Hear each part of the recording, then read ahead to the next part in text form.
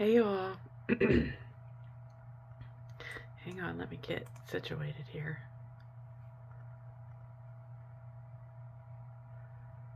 Okay. Look at me. Look at my messy hair. And yes, it is my hair. I bought it. Okay. So, today we are going to talk about we're going to talk about cancer and cancer myths. We're going to talk about cancer and cancer myths.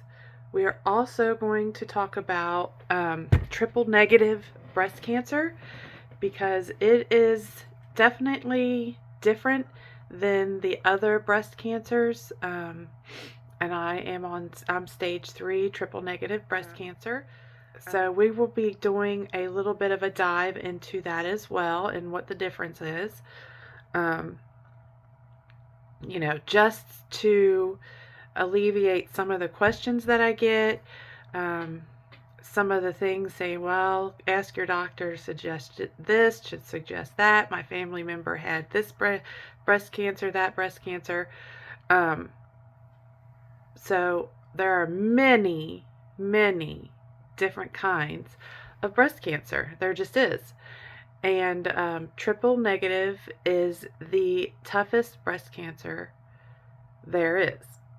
So it doesn't respond the same as the other breast cancers do to treatment. When you get triple negative breast cancer, your likelihood of cancer returning is in the 90s, high 90s.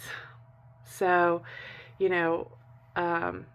may beat it this time, but it also could be reoccurring as well.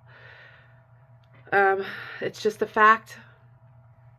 I mean, it's something you just got to deal with. You can't get upset about it. You can't be in denial about it. You can't say, oh, what if this, what if that? There's been lots of research done. So we are going to look at some of that research. And I thought I would share some of that with you guys.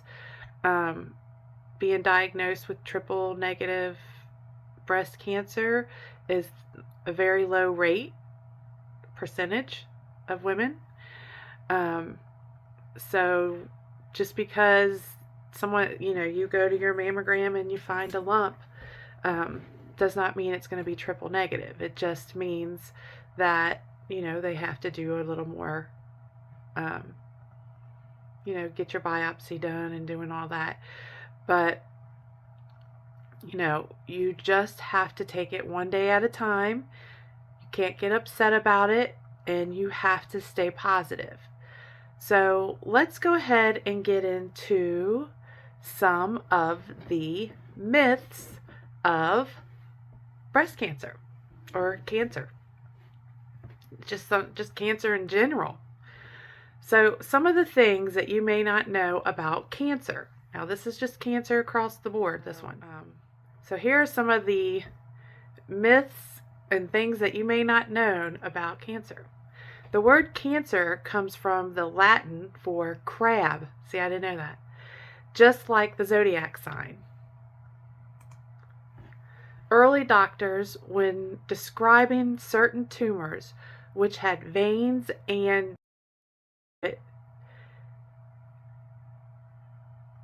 from the main body, they called like crab-like or cancerous. Who knew? That's strange, isn't it? Come from the main body, they called them crab-like or cancerous. It's strange. Cancer was first described by ancient Egyptians. The earliest description of cancer was found in Edwin Smith's Papyrus dating back to 1600 BC.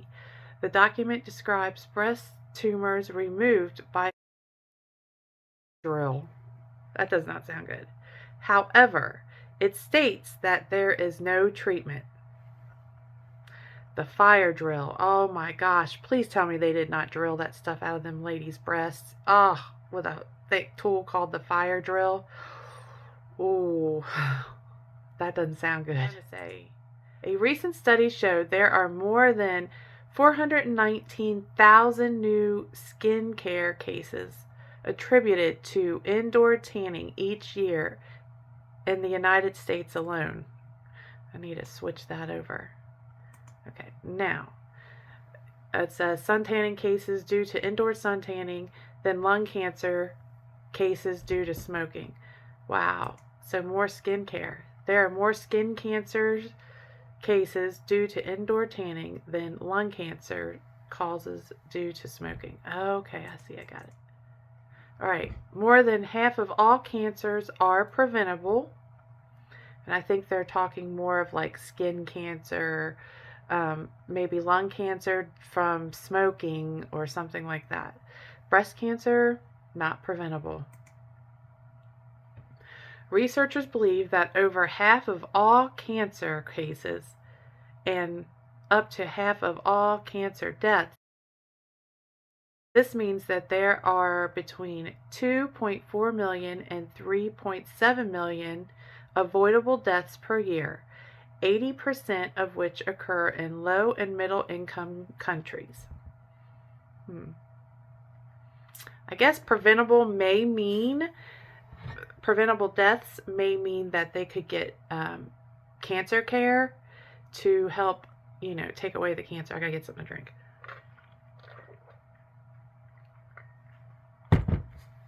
I think that's what they mean. Take it how you will. This is just Google research. There are more than 200 types of subtype of cancer. Cancer is not one disease. In the last 10 years, we have realized that there are more than 200 different types and subtype of cancer. This has triggered a shift away from a one-size-fits-all approach and toward tailored therapy. So the therapy that I'm getting is a tailored therapy. Actually, the research hasn't been out very long about it, my doctor said.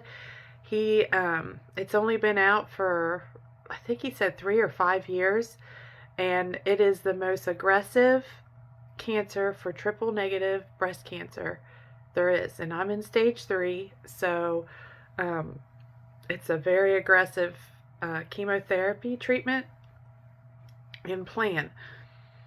But it has been proved to work over 50%. So 55% is a good number. And I will show you all the test results from my ultrasound that I did last week and show you, some of it is working and some of the tumors it's not working on. So they may have to up my treatment, like make it a little more, even more aggressive. So I don't know if that's going to mean doing the Red Devil a little sooner than the 13th week, or if I'm going to have to do the Red Devil every single time, or I don't know. We're going to have to see.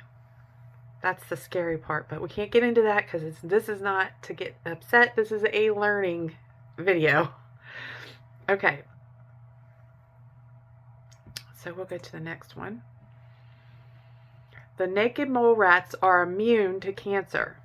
Naked mole rats are immune to cancer. I wonder how come.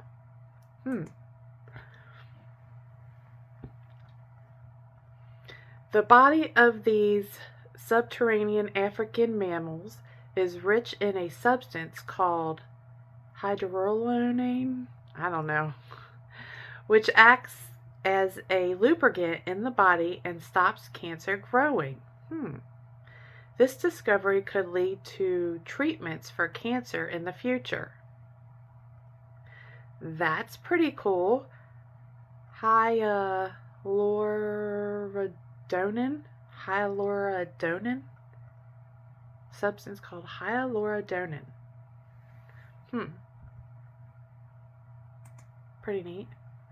There are 28 million cancer survivors worldwide.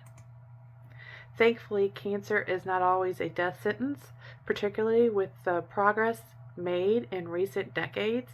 Although incidence of cancer is increasing in many countries, more people are surviving cancer than ever before. See, that's true. Only 5 to 10% of all cancers are entirely hereditary. Most cancers develop through a combination of heredity and environmental factors, including smoking, alcohol, obesity, and diet. And I already did my genealogy or my gene, and everything came back negative. So it's not in my genes at all. Breast cancer is more common in the left breast than the right. The left breast is 5 to 10% more likely to develop cancer than the right breast. The left side of the body is also 10% more prone to melanoma, a type of skin cancer. Nobody is exactly sure why this is. And mine is on the left side. Definitely is. Okay, cell phones cause cancer. Now, this is the myths. These are questions that people have asked. Let's see what they say. To date, there is no evidence that cell phones cause cancer. One of the reasons this myth developed is that these devices emit radio frequency radiation, radio waves, a form of non-ioning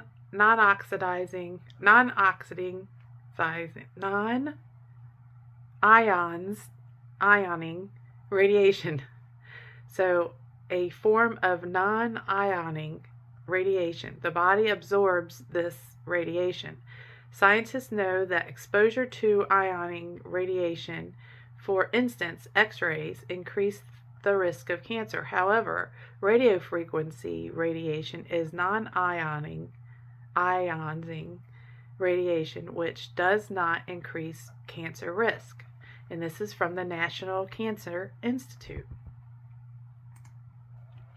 Although many studies have examined the potential health effects of non-ionizing radiation from radar, microwave ovens, cell phones, and other sources, there is currently no consistent evidence that non-ionizing radiation increased the risk of cancers in humans.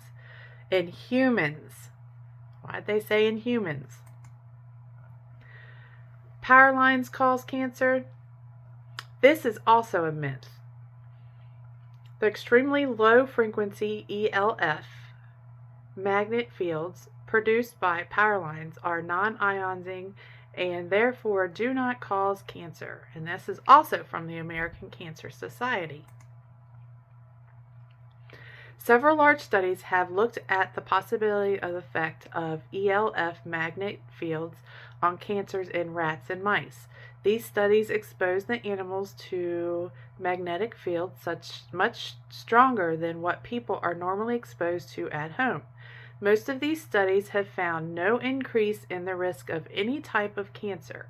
In fact, the risk of some types of cancer was actually lower in animals exposed to the ELF radiation. Interesting.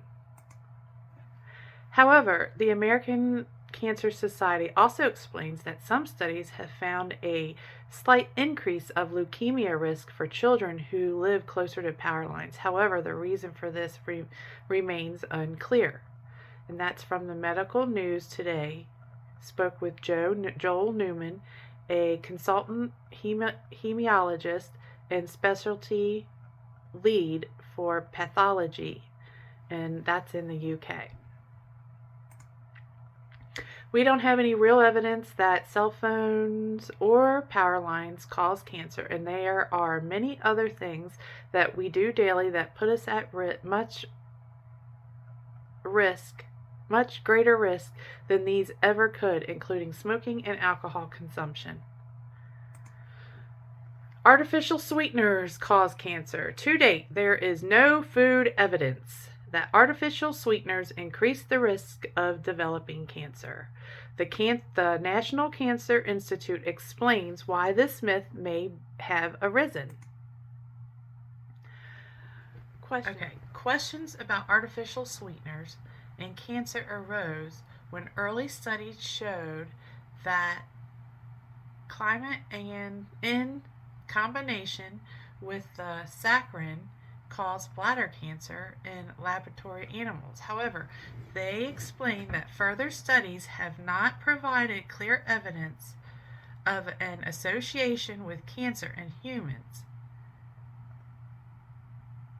Similarly, studies of other Food and Drug Administration approved sweeteners have not demonstrated clear evidence of an association with cancers in humans. Okay. So let's read that again here.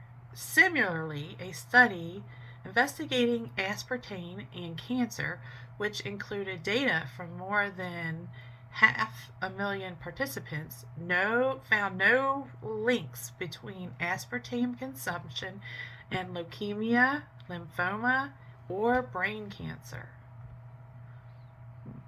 Okay. Cancer surgery causes cancer to spread.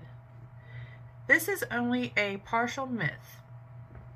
It is true that cancer surgery can cause the cancer to spread, but this is rare, as the American Cancer Society explains. Advances in equipment used during surgery and more detailed imaging tests have helped make this risk very low. Wow, I did not know that. Oh, so I wonder if biopsies do, because they go in there and they take a piece, but they clamp it back together so it doesn't spread, but I don't know. A related myth indicates that a tumor will grow faster or spread to other parts of the body when exposed to air. This is untrue. Okay. So a related myth indicates that a tumor will grow faster or spread to other parts of the body when exposed to the air. This is untrue. That's what they said. It's the American Cancer Society.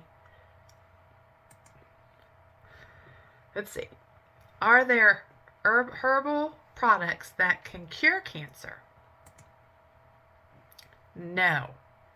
Although some studies suggest that alternative or complementary therapies, including some herbs, may help patients cope with the side effects of cancer treatment, no herbal products have been shown to be effective for treating cancer. In fact, some herbal products may be harmful when taken during chemotherapy or radiation therapy because they may interfere with how these treatments work. Cancer patients should talk with their doctor about any complementary or alternative medicine products, including vitamins and herbal supplements they may be using. For more information, see the American Cancer Society. Herbal medicines can have a cure. There is no evidence that any herbal medicines can cure or treat cancer. However, some people find certain alternative therapies such as acupuncture, meditation, and yoga help with the physical stress associated with cancer and some of the side effects of cancer treatment. As the National Cancer Institute points out, just because something is natural does not mean it is safe. In some circumstances, herbal supplements can harm a person's health. They provide a couple of examples. Some studies have shown that kava, a herb that some people use to help with stress and anxiety, may cause liver damage. And at St. John's wort, which some people use for depression may cause certain cancer drugs not to work as well as they should.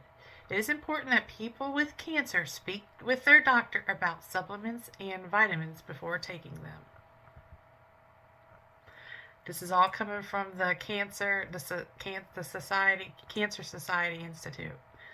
So, will eating sugar make my cancer worse? Now, I get this a lot. No. Alternative research has shown that cancer cells consume more sugar, glucose, than normal cells. No studies have shown that eating sugar will make your cancer worse, or that if you stop eating sugar, your cancer will shrink or disappear. However, a high sugar diet may contribute to excess weight gain, and obesity is associated with an increased risk of developing several types of cancer. For more information, see the National Cancer Institute fact sheet on obesity and cancer. So, even if you stop eating sweets, your cancer is not going to go away. And even if you eat sweets, does not mean that it's going to give you cancer.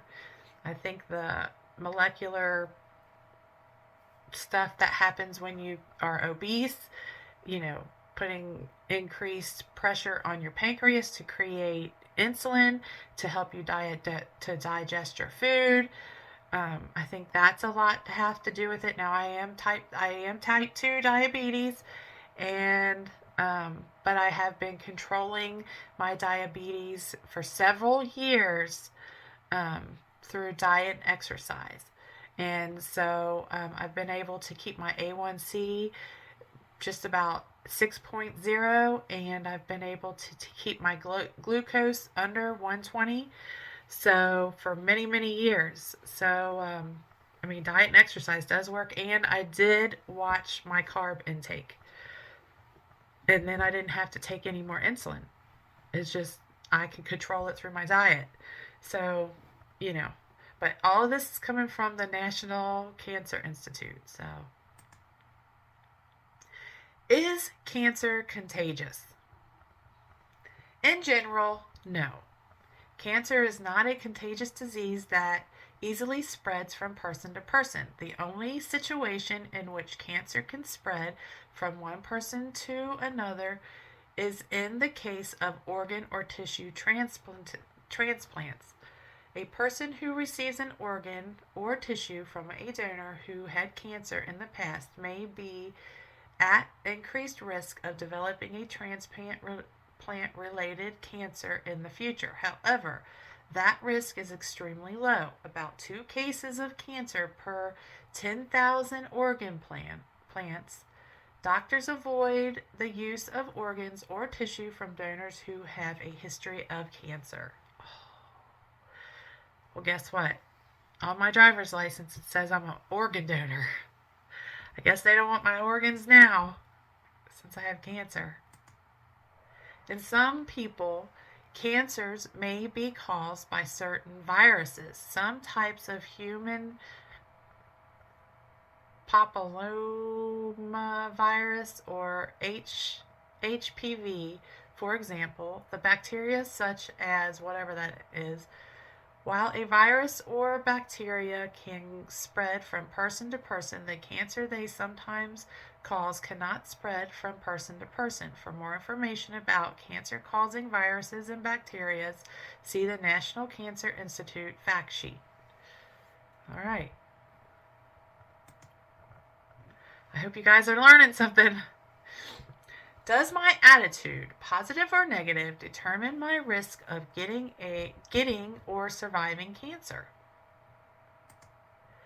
To date, there is no convincing scientific evidence that links a person's attitude to their risk of developing or dying from cancer. If you have cancer, it's normal to feel sad, angry, discouraged sometimes, and positive or upbeat at other times. People with a positive attitude may be more likely to maintain social connections and stay active.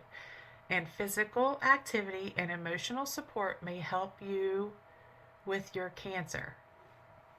So it's just how you want to go through the journey. If you want to go through the journey in a negative light, then be negative. If you want to go through the journey in a positive light, then you want to look at your cup half full. I look at mine half full. A lot of people look at theirs half empty. I look at it as half full. But it's all about perspective. We know that in the true crime world now, don't we? Can cancer surgery or a tumor biopsy cause cancer to spread in the body? The chance that surgery will cause cancer to spread to other parts of the body is extremely low. They didn't say no, they said extremely low. Following standard procedures, surgeons use special methods that take many steps to prevent cancer cells from spreading during biopsies or surgeries to remove tumors. For example, if they must remove tissue from more than one area of the body, they use different surgical tools for each area. For more information about how cancer spreads in the body, see the Cancer Institute. Will cancer get worse if exposed to air? I've never heard this one, but it says no. Exposure to air will not make tumors grow faster or cause cancer to spread to other parts of the body. For information about how cancer spreads in the body, see the National Institute, Cancer Institute. All right, let me take a break. I gotta get a drink. Reading makes me dry.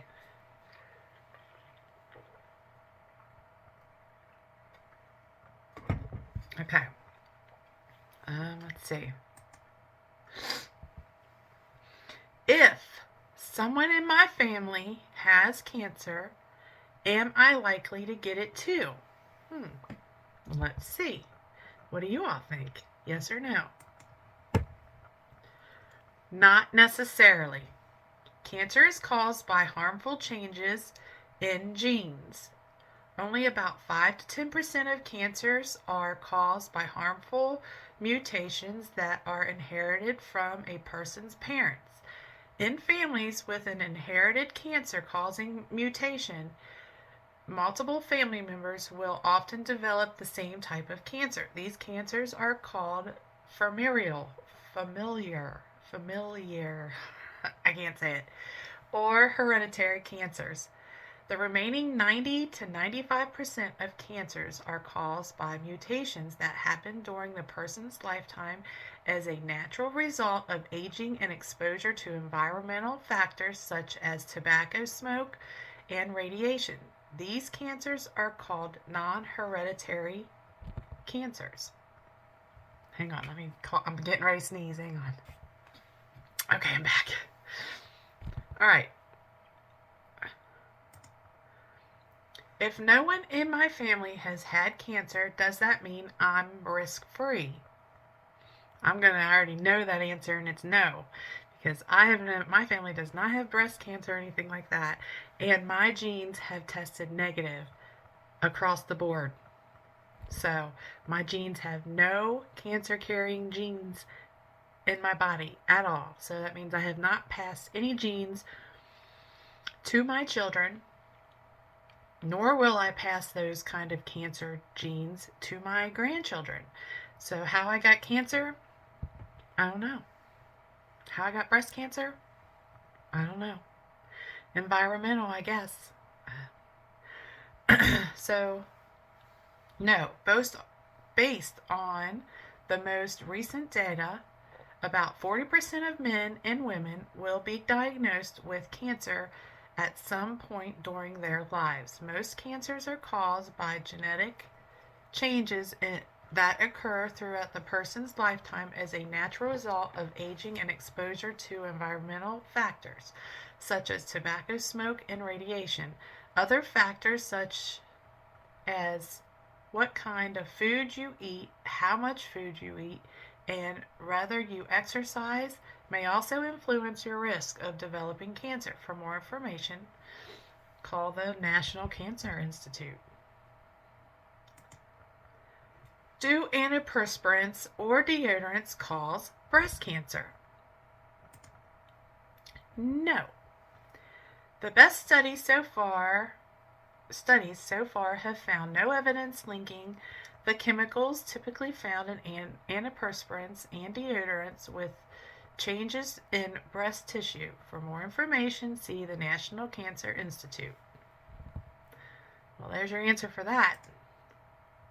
And here is the information for the National Cancer Institute. It says contact us. You can do a live chat. You can call their number, 1-800-4-CANCER. You can also email them and